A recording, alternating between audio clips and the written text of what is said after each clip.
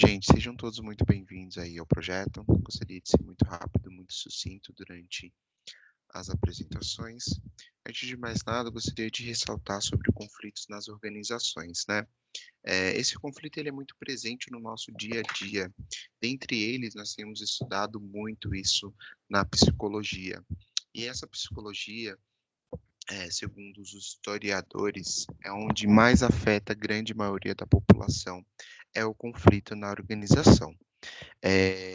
Eu ouvi de uma senhora no restaurante japonês que nós vivemos 5 vidas dentro de uma só, e isso me favoreceu e me deu um leque muito grande sobre a vida, né? Então, nós temos 5 vidas dentro de uma só, que nela é a vida financeira, a vida amorosa, a vida religiosa, a vida profissional e social. Eu listei aqui, porém, gostaria de apresentar para vocês que uma vida depende da outra, ou seja, se a amorosa não vai bem, automaticamente a profissional também não vai bem. Porque ao você chegar na empresa, ou na escola, ou na faculdade, enfim, porque isso é uma profissão também, você ser estudante, se você está com um problema amoroso, automaticamente seu dia não vai render, né? Em seguida, caso o seu profissional não vai bem, a sua social também não vai bem, porque você não vai conseguir automaticamente estar com seus amigos sabendo de um problema ou de um conflito que você tem na empresa, né? Ainda mais se esse amigo for da própria empresa. Ao vocês se reunirem, automaticamente vocês vão ficar falando sobre a empresa. Então entra na questão religiosa também, né? Porque a partir do momento em que a social ela não vai, a religiosa também entra em conflito. E assim seguimos para a última etapa, que é a financeira. Se a amorosa não vai bem, a religiosa não vai bem, a profissional não vai bem, a social não vai bem, um dos fatores que pode ser prejudicados também é o financeiro, tá? Então eu gostaria de apresentar com base em situações diárias do meu trabalho ou de situações ao qual eu já vivenciei esta apresentação. Então, primeiro eu gostaria de falar para vocês sobre os 4 tipos de conflitos na companhia, né? É importante deixar muito claro que 2 desses conflitos, esses 2 primeiros tópicos e os 2 últimos tópicos, eles andam em dupla, desculpa, tá bom? Então, o latente anda em dupla com o percebido, o sentimental entra em dupla com manifestos, e eu vou explicar o porquê. Primeiro, eu vou falar um pouco sobre o latente.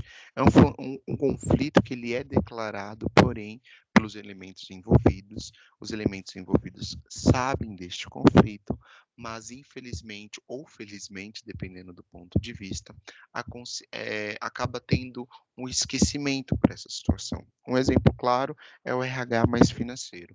Eu sou profissional de RH já tem em torno de 5 anos. Hoje eu sou dedicado diretamente ao processo de recrutamento e seleção para profissionais de tecnologia, né? Então, quando eu atuava na área de benefícios em recrutamento, desculpa, em RH, eu tinha um conflito muito grande com o financeiro, justamente porque eu apresentava melhorias aí de processos, de valores de vale-refeição, valores de vale-alimentação, ou até mesmo a unificação dos dois, e também apresentava projetos de melhoria para o plano de saúde odontológico. Mas o financeiro, ele sempre questionava, informando que não existia essa possibilidade por conta do atual cenário da empresa. Hoje, a maioria dos exemplos são de justificativas é por conta da pandemia, que a empresa ela não está bem estável no mercado e pode ser que perca cliente, e assim sucessivamente. Então, esse latente ele está muito presente na área de RH e financeiro, a qual o RH ele tem acesso, e primeiro que para você apresentar uma melhoria no sentido de benefício, você precisa ter dados. Então, você tem que apresentar o lado positivo e o lado negativo. E para ter essa ideia, esse projeto de melhoria neste quesito, você precisa entender também sobre o atual cenário financeiro da empresa, tá? O percebido é aquele conflito onde, até mesmo no próprio exemplo do RH, que o financeiro ele sabe que precisa ter uma melhoria de vale-refeição, vale-alimentação, mas ele há o bloqueio. Ele, devido à decorrência, ele evita, ele dá o bloqueio e fala, não pode, por conta do lado financeiro da empresa, isso pode atingir, tá? O conflito sentimental, ele é muito preenchido no fator amoroso, né? Então, ele também pode estar presente aí no dia a dia da empresa, como, por exemplo, eu já fui um profissional de uma empresa a qual eu me dedicava bastante, era pontual, sempre presente nas reuniões, sempre presente nos projetos, sempre desenvolvia ideias para melhorias contínuas dos processos, só que infelizmente o meu gestor ele não via de uma forma positiva, tá? Então não adianta nada eu apresentar propostas de melhoria para a empresa e não ser recompensado financeiramente, né? E automaticamente eu crio um sentimento de raiva, de hostilidade, de medo, de descrédito, porque aquilo dali, para mim, a partir do momento que eu não sou valorizado dentro de uma empresa, me atacam bastante. Porém, tem aquele conflito que é o manifestado, tá? Então, é um problema que eu tenho com o meu parceiro de trabalho e automaticamente eu falo sobre o problema abertamente para outras pessoas, né? Então eu tenho um conflito lá com o meu parceiro lá do financeiro, o Ricardo, exemplo. O Ricardo, ele era muito grosso, muito trata as pessoas de uma forma muito errada, então automaticamente eu comento com outras pessoas. Nossa, o Ricardo é isso, o Ricardo é assado. Então esses 4 tipos de conflitos são percebidos dentro da empresa, são vivenciados dentro da empresa, tá? A grande maioria dos fatores causadores dessa situação é o choque entre metas e objetivos, ou seja, hoje trabalhando com recrutamento e seleção, eu tenho SLAs para entregar recursos para os gestores, para os meus clientes, né? Porém, o meu recurso ele é limitado, justamente porque eu tenho uma plataforma única de captação de currículos. Grande maioria dos candidatos eu encontro através do LinkedIn.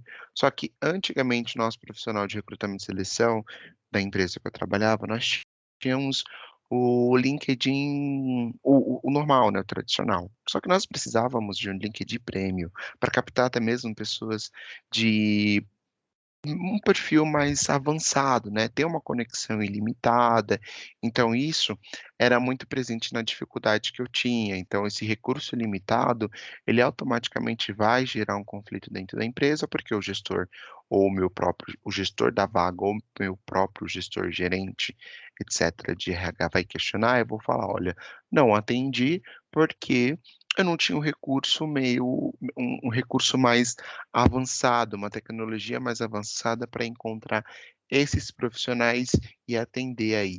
Porém, a gente também tem muito conflito presente nas mudanças, né?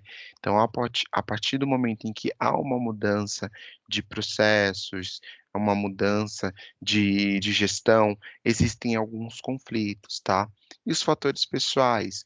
Então, não vou muito com a cara daquele, é o famoso não vou muito com a cara daquele fulano, né? Isso é um fator pessoal. Mas eu posso usar como exemplo também fatores dessas 5 vidas, né? Que são fatores pessoais, mas que andam juntas, né? A financeira, a amorosa, a religiosa, a profissional e a social também, tá? Então, como exemplo de fator pessoal, nós podemos usar esse exemplo dessas 5 vidas. A partir do momento em que uma não vai bem, a outra também não acompanha. As soluções, elas precisam sempre estar presentes dentro dos processos e dentro dos setores. Então, como eu disse para vocês sobre o exemplo do recrutamento e seleção, o meu gestor, ele gostaria muito que eu atendesse aquela vaga com aquela SLA, vamos supor que a SLA é de 45 dias, um exemplo, né? Nunca vai acontecer essa quantidade de tempo. Mas aí eu propus a solução da contratação da plataforma ou até mesmo uma parceria com o pessoal do LinkedIn, para que a gente possa atender aí as SLAs de vagas, tá? E soluções também educativas, que são as soluções propostas até mesmo pelos próprios teólogos estudados nesta matéria, né? Psicologia da educação. Os teólogos, eles e filósofos, historiadores, enfim, propõem que a estratégia é sempre voltada no sucesso de ambas as partes, tá? Então, cada um estuda uma forma de conquistar o sucesso através da psicologia.